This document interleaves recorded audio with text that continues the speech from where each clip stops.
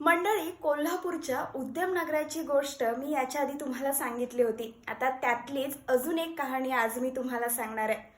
खरं तर महाराष्ट्रात गाजलेल्या माधव काझी या खटल्यावर आधारित असणारं आणि आचार्य अत्रे यांनी लिहिलेलं तो मी नव्हेच हे नाटक.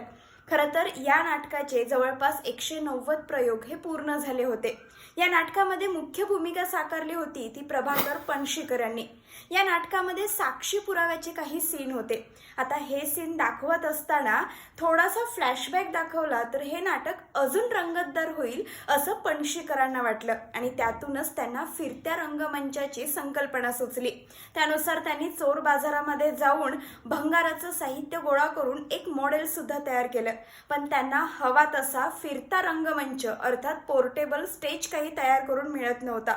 शेवटी हे सारे जण कोल्हापूरमध्ये आले आणि महात्बा मेस्त्रींना ही संकल्पना सांगितली. मग महात्बा मेस्त्रींनी हे आव्हान स्वीकारलं आणि आपल्या कारखान्यातल्या शामराव साळुंखे आणि इतर सहकाऱ्यांच्या मदतीनं त्यांनी हा फिरता रंगमंच तयार केला.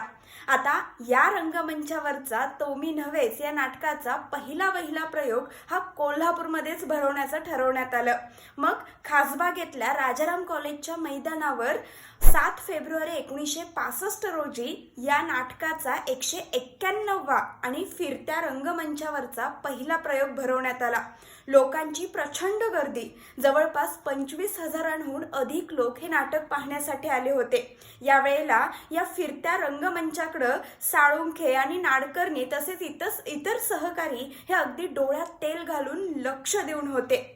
हे नाटक पाहण्यासाठी गर्दी झाल्यानंतर या नाटकामध्ये सीन असे अचानक बदलत होते, क्षणात बदलत होते. हे पाहून लोक सुद्धा अवाक झाली.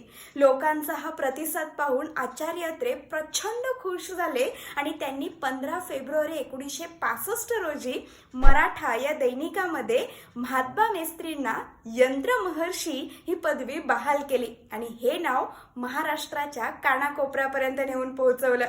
अशा प्रकारे महाराष्ट्रात गाजलेलं तो मी नव्हेच हे नाटक आणि हे नाटक ज्या फिरत्या रंगमंचावर झालं तो फिरता रंगमंच अर्थात पोर्टेबल स्टेज बनवणारे कोल्हापूरचे महात्बा मेस्त्री आणि त्यांचे सहकारी.